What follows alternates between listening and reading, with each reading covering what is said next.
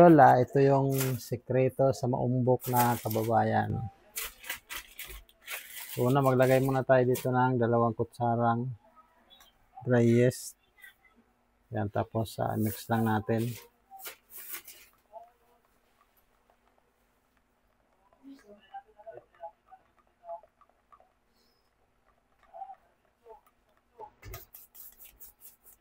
Yan, tanawin lang natin. Tapos, hayaan lang muna natin sa dyan para bubula yan siya mamaya. Tapos, templahin na natin yung yan.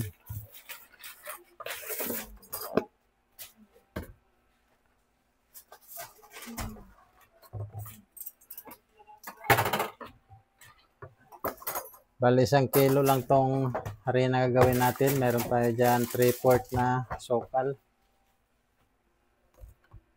3/4 yan mga idol or 750 grams. Maglalagay lang tayo ng isang baking powder.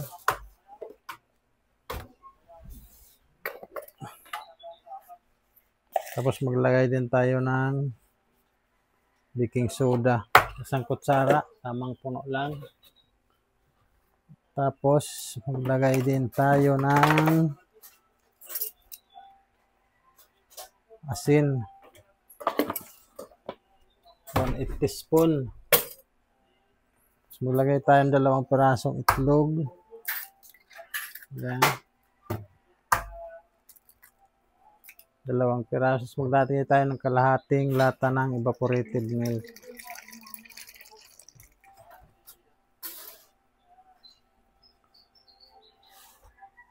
Maglagay din tayo ng mantika.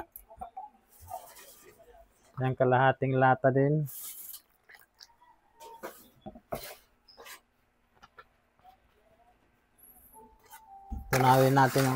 Tunawin muna natin to.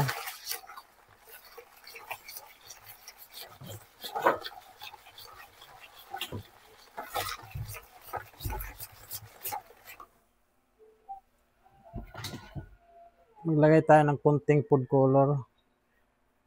Konti lang mga idol. Pampakulay lang konti.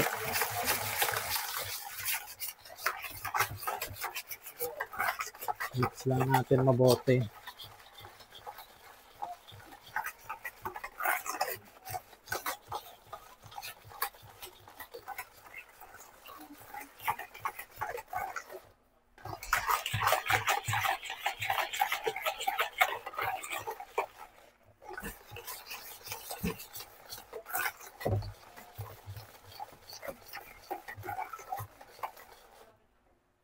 Tapos ilagay natin yung ating dry yeast. Ayan o, bumubula na siya.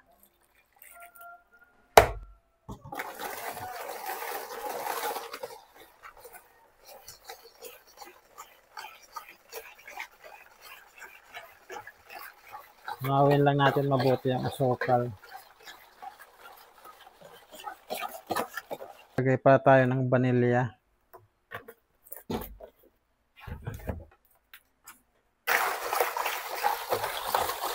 Lagay pa tayo ng isang tubig. Bali 2 lata na ng tubig na gamit natin.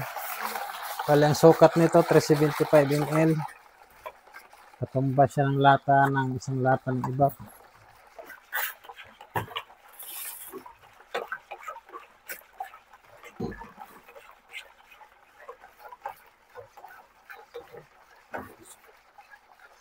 Ito pala yung harina ko, 1 kilong 3rd class.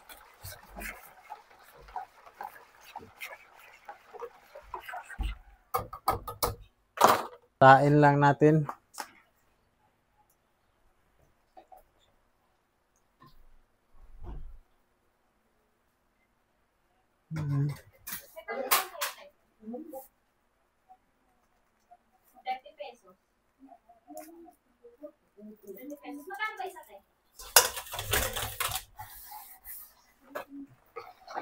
Mix lang natin.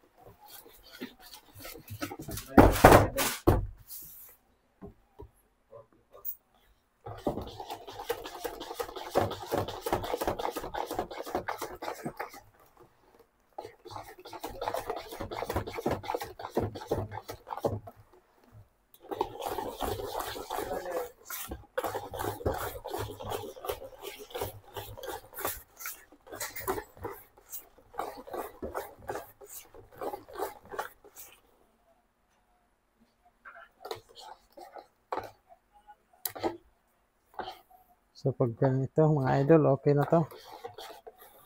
Yan, okay na yan. Smooth na yung ating kababayan.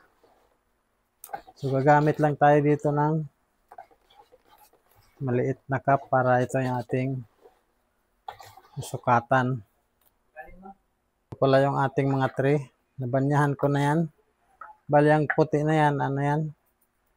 Lard or shortening, tsaka konting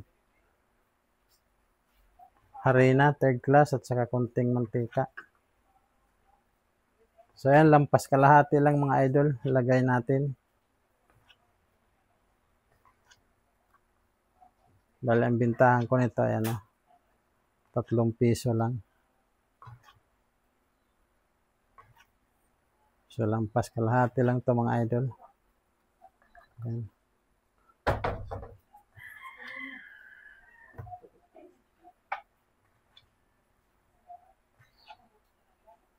Balaga makaabot siya ng 10. Paabot siya ng 10 tray.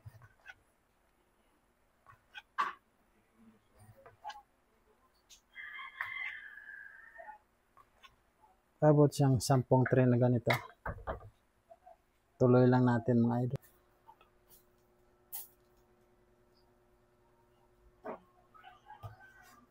Yan mga idol, naluto na nga yung ating kababayan. 3 lang yan.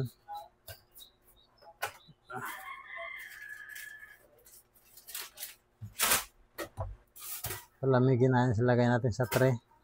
Yan mga idol, ito na nga malamig na. Ito na yung ating kababayan. Sana sa mga baguhan ay makatulong sa inyo. Ilagay na din natin yung ating ingredients sa ating description. Yan mga idol, hanggang dito lang. Maraming salamat. Thank you for watching. Bye-bye.